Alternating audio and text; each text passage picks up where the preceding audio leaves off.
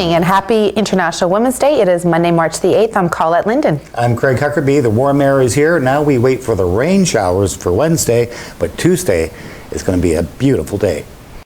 Passenger traffic at the Sault Ste. Marie Airport Development Corporation in February was down 93% with the fiscal year to date. From April to February, the drop came in at 90.1%. The Sault Ste. Marie Airport Development Corporation is unique in the country, being one of the only two regional airports with no municipal or regional government affiliation. It is a private, not-for-profit corporation that owns and operates the Sault Ste. Marie Airport. As such, the SSMADC must self-fund all operational and capital costs with user fees, leases, and customer pay items such as car park and AIF. Air traffic movements were also greatly reduced during the pandemic. The latest data covers through December 2020. The month of December set a record for aircraft movements for that month in the past 20 years. Bearskin Airlines is operating up to 2 flights Sunday and up to 4 daily flights Monday to Friday. Air Canada Express is offering up to 1 daily flight. This continues to be a major decrease in flight options compared to March of 2020, when Air Canada was flying 4 daily flights. Porter had up to 2 daily flights, Bearskin was flying up to 7, and Sunwig was providing once weekly service. Terry Bowes, President and CEO of the SSMADC, stated, "As can be seen by the strong December aircraft movements, there is clear evidence that an air traffic control tower is needed in Sault Ste. Marie to support the major growth upcoming in the Sault College flight training program." The Ontario government is launching consultations with the municipal sector to strengthen accountability for council members. The province wants to ensure that councillors and heads of council maintain a safe and respectful workplace and carry out their duties as elected officials in an ethical and responsible manner. Under the Municipal Act 2001, all municipalities are required to establish a code of conduct for councillors and certain local boards. They are also required to provide access to an integrity commissioner. Outdoor rinks operated by the City of Sault Ste. Marie are now closed for the season due to the mild weather conditions. Effective immediately, Esposito Rink, Mary Field, Anna McCrae, Art Jennings Speed Skating Oval, and Clerg Park Skating Trail will be closed. Indoor public and adult recreation ice skating is still available at the John Rhodes Community Centre and the McMeekin Centre. Visit saultstemarie.ca/skating for schedules. Ontario colleges are now accepting applications to Ontario's new accelerated training program for personal support workers. The Ontario government is providing $115 million to train up to 8,200 new personal support workers for high-demand jobs in the health and long-term care sectors. This is part of the government's long-term care staffing plan, one of the largest PSW recruitment and training drives in the province's history. In collaboration with Colleges Ontario, all 24 publicly assisted colleges are offering this innovative, fully funded program. Registration for the program is available through the Ontario College Application Service. This training program is yet another way Ontario is collaborating with key partners to provide innovative services and end hallway healthcare, build a 21st century long-term care system, and respond to the impact COVID-19 has had on seniors and their families. On March the 6th, officers with Patrol Services charged 35-year-old David Hash with impaired driving with alcohol and drugs. At 12:15 a.m., officers observed a vehicle driving erratically in the area of North Street and Cornwall. Officers conducted a traffic stop and, upon speaking with the accused, developed grounds to believe his ability to operate a motor vehicle was impaired by drugs and was arrested. Officers attempted to administer a drug recognition evaluation, but the accused refused. A search for the area of arrest found the accused to be in possession of a substance believed to be crystal methamphetamine. He is charged with impaired driving due to alcohol and drugs, refusing to comply with a demand, and possession of a controlled substance. He is scheduled to appear in court on April the 12th. To help reach interested job seekers, Community Living Algoma will be hosting a virtual job fair on Wednesday, March the 10th, with assistance from Sault College Employment Solutions. The March 10th virtual job fair will take place over Microsoft Teams, with 2 sessions being held. The first session will be from 12 to 3, and a later session will occur in the early evening from 5 to 8. Anyone interested in taking part in either session is kindly asked to pre-register online or to contact Sault College Employment Solutions at 705-945-0705. According to a new poll, support for the federal Liberals looks to be on the rise as new shipments of the highly coveted COVID-19 vaccine arrive. Ipsos polling done exclusively for Global News found that should a federal election be held, Prime Minister Justin Trudeau's Liberals would receive 35% of the popular vote, and that's up 2 percentage points from last month when the Conservatives would receive 28%, down from 30%. National support for both the NDP and Bloc Québécois has also decreased, while the Green Party saw an increase to 10% of decided voters asked. The results of the polling come amid a previous announcement from public health officials that announced a near 1 million doses of the coronavirus vaccine arrived last week, as well as roughly 900,000 doses set to arrive this coming week.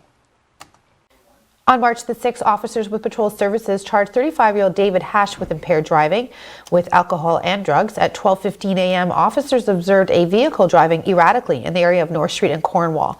Officers conducted a traffic stop and, upon speaking with the accused, developed grounds to believe his ability to operate a motor vehicle was impaired by drugs and was arrested. Officers attempted to administer a drug recognition evaluation, but the accused refused. A search for the area of arrest found the accused to be in possession of a substance believed to be crystal methamphetamine.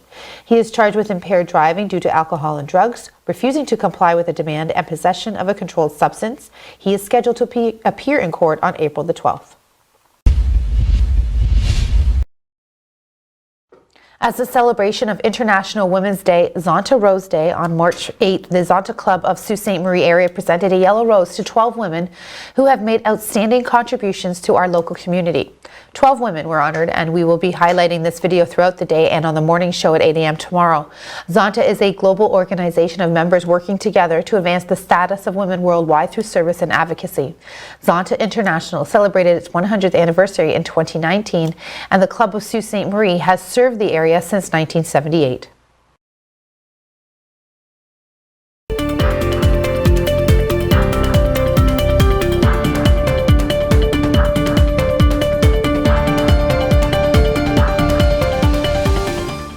Well, we saw a little bit of sun today, but we did see those warm temperatures. Clouds are going to hang on for the rest of tonight, but if you didn't feel like today was spring-like, wait till tomorrow. We have some really warm temperatures coming our way and some rain. I'll give you those details coming up. Don't click it, Mike. It's a scam. Oh, hi, Voice of Reason. It looks legit. Don't click. Listen to your voice of reason before you act. I deleted it. Canada.ca/bscamsmart can help.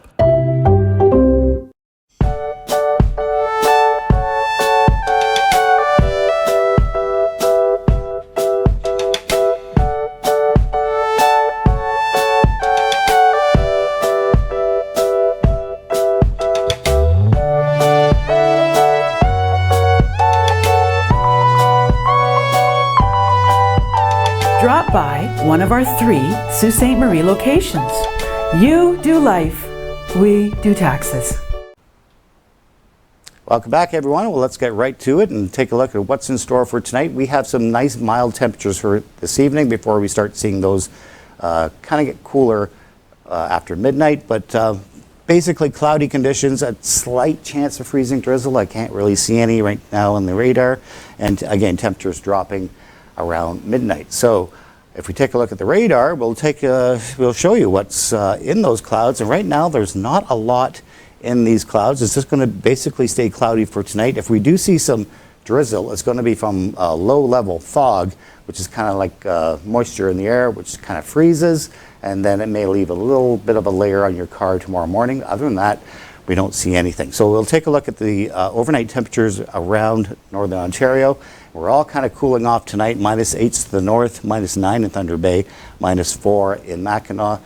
But be assured, those temperatures are going to rebound tomorrow very, very high. We'll take a look now at the systems map for tomorrow, and this is why we have a double high pressure system pumping that warm air into the Great Lakes. So expect to see a lot of mushy snow tomorrow, and a lot of melting, as we also will see a lot more sun in our forecast tomorrow than we did today. So if we take a look now at the 3-day forecast, this is what it looks like. We have a mix of sun and cloud tomorrow, mainly sunny skies before we start seeing those clouds late in the day. Temperatures 8 degrees, but add in another couple of temperatures from city heat, because those temperatures are from the airport, and we could be looking at 10 degrees for tomorrow. Same story for Wednesday, but we're going to see those heavy rain showers move in Tuesday night into Wednesday. Is going to be with us all day long. It's a 100% chance around the entire area for Wednesday at 9 degrees, and 6 degrees for Thursday. We still stay pretty warm as those showers come to an end. And then for Friday, we do dip down to negative numbers, -1 for Friday as we start to clear out. And then for Saturday and Sunday, we do rebound with some warmer temperatures, so a little on the cool side. And then we see another system coming in for Monday and Tuesday, which could be another snow and rain event. We'll keep an eye on that one for you. That is your weather right now. Jacob Moore is next with sports. Loss is something that never leaves you. Donate $45 today to help victims of impaired driving. A message from MAD Canada. Do your part to help stop the spread of COVID-19. Wash your hands for at least 20 seconds. Cough into your elbow, not into your hand or in the air. Avoid touching your face, eyes, and mouth. Keep your distance from people. Stay at least 6 feet away from others. If you're feeling sick, please just stay home. Do the 5 and keep others alive. Help stop the spread of COVID-19.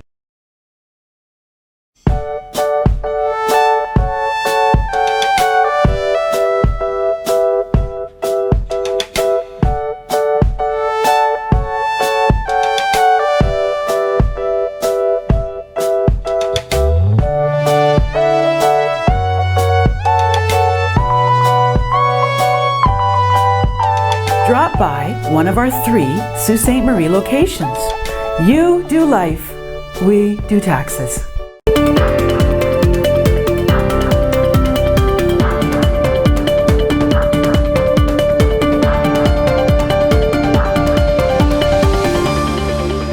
Women's National Hockey League has announced their playoffs will be taking place from March 26th to March 27th in Brighton, Massachusetts.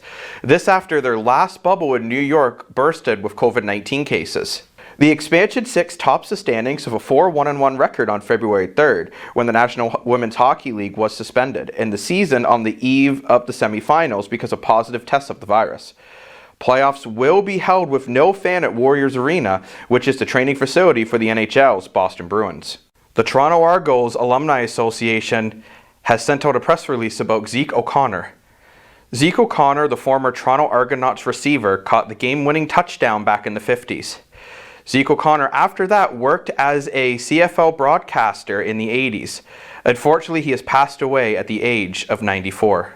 Tonight, and he bunts, pops it up, and a great catch by Cormier. They're going to get a double play. Cormier, the Moncton, New Brunswick-born left-handed pitcher, has passed away at the age of 53 to cancer, Baseball Canada announced on Monday. Cormier spent 16 seasons in the Major League Baseball. Cormier was loved by his teammates and was well known for being a great teammate and pitcher on and off the field.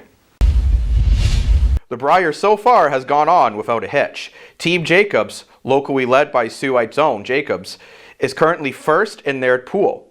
Team Jacobs is looking to hold the first position as they hit the ice again today at 1:30. The Tracy McGrady jersey, big fan of the 2000 slam dunk competition. I got a question for you, Kenny, after this dunk. Okay, I like that. That'll get him to the next round. Kenny, question. Yes. Sunday was a jam-packed NBA All-Star Day. Team LeBron versus Team Durant. The game was played quarter by quarter. Whichever team would win the quarter would receive money for their charity. Team LeBron won all 4 quarters, raising $1.25 million for the Marshall College Fund. Giannis Antetokounmpo won the MVP of the game with a record-setting shooting of 16 for 16 and dropping 35 points. Steph Curry won the three-point contest and Simmons winning the dunk contest. During the anthem, during the introductions, and now they're ready for the game. Look out, Raptor Nation. Fans are back, but unfortunately not back in Toronto. The Tampa Bay Arena has announced they are going to be allowing fans back into the arena. 3,500 Toronto fans will be able to watch the Raptors play March 19th. Lowry kicks it out. Davis knocks it down. Now that the All-Star game is over, the NBA jumps into the second half of the season. The NBA has released their power rankings, putting the Toronto Raptors in the middle of the pack, ranked 16th in the NBA. The Raptors are currently 16-17 this season. If the playoffs started today, the Raptors will be facing off against the 76ers. Tom Wilson will be sitting in the press box once again. Tom Wilson threw a hit to the head to Boston Bruins defenseman Brandon Carlo and has received a 7-game suspension. Alexander Ovechkin says the suspension was a joke. I think it's a kind of joke because we was talking to reps and after the first period, and she said like I don't think it was even like 2 minutes. It was a hard hit, and on the ice it was clear play. Yeah, like the player get hurt. Like it sucks, but I think when you play hockey, I think you have to be ready for that, and you have to know like who's on the ice. The Toronto Maple Leafs are getting some help back in their lineup by the looks of it. Jack Campbell and Wayne Simmons both participated with the team's practice today. Both of them are looking to get back in the lineup as soon as they can, but no timeline has been set in stone. Stay tuned to Sioux Online for all your details on the Leafs lineup. Drake Batherson now with a chance to win it for Ottawa. Batherson scores! We have 4 Canadian teams hitting the ice tonight, so let's break down those games. The first game I want to break down is the Sens versus the Oilers. For the Sens to win this game, they're going to want to shoot from everywhere. They are in the top 3 of shots on goal in the NHL. They also do not want to let Edmonton score first, as Edmonton has been playing better of late after the Battle of Alberta. For Edmonton, they're going to want to score first. The Oilers have struggled in scoring in the first period, but when they score in the first period, they are almost undefeated. They're also going to want strong defense. By this, they need to make sure Ottawa cannot get shots from all over the rink. Now for the next game I want to talk about, let's break down the Habs versus the Canucks. But it's up for Toffoli. Here comes Tyler Toffoli again. Drago through the lane, back in, scores! Oh, baby, what a goal! This is a very important game for both teams as they are both battling for that last playoff spot. For the Habs to win, they're going to need strong goaltending, whether it's Carey Price or Jake Allen, as they have not announced which goalie will be making the start. Either one of them are going to want to play solid. They also need scoring from their top line. Their top line has been looking really sharp lately, and they're going to want to continue that. For the Canucks, they're going to want to slow down Montreal's top line. The Habs, again, have had a really solid top line, and the Canucks want to do the same things they were doing against the Leafs to continue their strong defense. And Demko is just going to have to continue to stand on his head, because of late he has been looking like an all-star again. Bubble Demko is back in the building. But that's it for sports. Colette will be here with all your news right after this.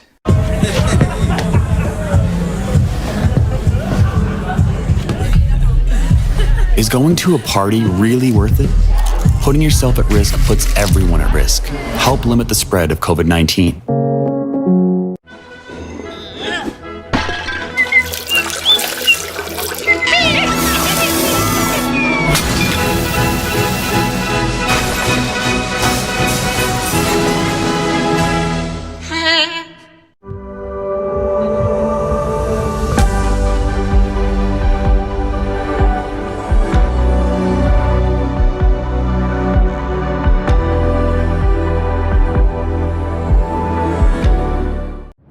Do your part to help stop the spread of COVID-19. Wash your hands for at least 20 seconds. Cough into your elbow, not into your hand or in the air. Avoid touching your face, eyes, and mouth. Keep your distance from people. Stay at least 6 feet away from others. If you're feeling sick, please just stay home. Do the 5 and keep others alive. Help stop the spread of COVID-19.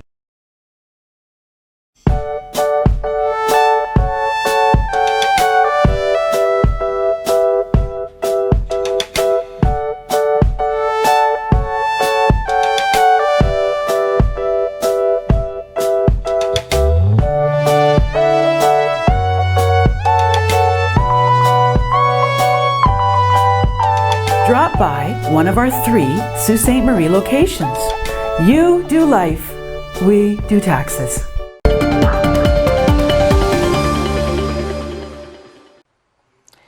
According to a new poll, support for the federal Liberals looks to be on the rise as new shipments of the highly coveted COVID-19 vaccine arrive. Ipsos polling done exclusively for Global News found that should a federal election be held, Prime Minister Justin Trudeau's Liberals would receive 35% of the popular vote, and that's up 2 percentage points from last month when the Conservatives would receive 28%, down from 30%. National support for both the NDP and Bloc Québécois has also decreased, while the Green Party saw an increase to 10% of decided voters asked. The results of the polling come amid a previous announcement from public health officials that announced a near 1 million doses of the coronavirus vaccine arrived last week, as well as roughly 900,000 doses set to arrive this coming week. A stay-at-home order in Toronto, Peel Region, and North Bay has been lifted Monday as the province loses pandemic restrictions imposed nearly 2 months ago. The 3 regions were the last ones still under the order and are transitioning back to the government's color-coded pandemic response framework. Toronto and Peel are entering the grey lockdown category, something local public health officials asked for in both regions. Even though strict measures, however, will allow more retailers to open with restrictions, but leaves gyms, personal care services, and indoor restaurant dining closed. North Bay, meanwhile, is being placed in the red zone, the second most restrictive level of pandemic measures. Health Minister Christine Elliott says the government is taking a safe and cautious approach to ending the province-wide shutdown, which began in January. At approximately 5:30 on March the 6th, Sioux Fire Services responded to a call in the 800 block of Trunk Road. Upon arrival, they found heavy smoke conditions. They did not run any lines into the building, although the building was evacuated. As tenants waited, fire crews ventilated a unit on the 3rd floor of the building. Smoke could be seen coming out of back patio door and windows of the unit. Pumpers 1 through 4 and the platoon chief were all on scene for the incident. It is unclear at this time what caused the smoke conditions or the dollar value of the damage to the unit. Crews remained on scene for over an hour, clearing the smoke. The trucks caused a visual distraction for drivers on Trunk Road, but the road remained open. Please follow Sioux online for more information as it becomes available. At approximately 2 p.m. on Sunday, March the 7th, emergency services responded to calls of a 2-vehicle collision in the downtown core. Upon arrival at Bay Street and Dennis, they found a vehicle in the South Boulevard and another in the intersection. Sioux Fire Services, Sioux Police, and paramedics were on scene for almost 1 hour, cleaning up the intersection, and there are no updates on cause or injuries at this time of publication. The Ontario Aboriginal Housing Services helps Indigenous communities all over Ontario with housing-related needs. They were allocated over $19 million for the entire province this past weekend. Justin Marchand and Sarah McBain from OAHS spoke with Sioux Online to give more information on the $550,000 allocated to Sault Ste. Marie. Don McBain founded OAHS out of Sault Ste. Marie in 1992, starting with 1 employee as a grassroots advocate for Indigenous, Métis, First Nations, and Inuit housing. Don and Sarah McBain's late father, Sarah, carries on her father's work as the communication specialist for the Ontario Aboriginal Housing Services. Relief Fund, and Ontario Aboriginal Housing Services was allocated over $19 million, but to keep in mind, we do cover the entire province. So this opportunity came up with some initiatives that we had in the Sioux, and so some of that provincial funding was allocated to Sault Ste. Marie. You know, we can help over 11,000 people across Ontario, and we do that from, 2 small offices right now, our home offices, but we do that all from Sault Ste. Marie. So we're really proud of that. We're always thrilled to have funding that we can allocate throughout the province, but it really feels special sometimes when it's in our home turf and helping our own community where OHS was founded. In honor of International Women's Day, the Northwood team has been hosting a Women's Day drive collecting clothing and feminine hygiene products, with all donations going to the local Pauline's Place. They started the drive on Monday, March the 1st via social media and are still accepting donations in the front colonnade as well, and doing doorstep pickups and collecting until today, Monday, March the 8th. An incentive to help spread the word, the Northwood team is also running a social media giveaway. If you donate to the drive and share the donation information post, you're entered into a draw. For more information, simply head over to the Northwood Facebook page for more information. On Tuesday, March the 9th, the Coast Guard will start breaking ice down in the lower St. Mary's River in preparation for the 21 Great Lakes commercial shipping season. By Saturday, March the 13th, the Coast Guard will extend their ice-breaking activity into the southern half of the West Nebish Channel, working from Mud Lake Junction light north to the south end of the Rock Cut. The Coast Guard will not disturb the ice north of the Nebish Island ferry crossing or south of West Nebish Channel light 45. In the coming weeks, as March 24th scheduled opening of the Soo Locks approaches, ice-breaking activities will encompass all navigable waters of the St. Mary's River. Recreational users of the ice should plan their activities carefully, use caution near the ice, and stay away from charted navigation areas. So I guess I need my umbrella in my purse every single day this week. You definitely going to need it for Wednesday. We have a lot of showers moving in for Wednesday. It's actually going to feel like April on Wednesday. It's going to feel like April tomorrow because we have some very warm temperatures and a lot of sun in the forecast. So looking really nice for Tuesday. Okay. Thank you for joining us for News at Night for Monday, March the 8th. For Craig and Colette, have a great evening.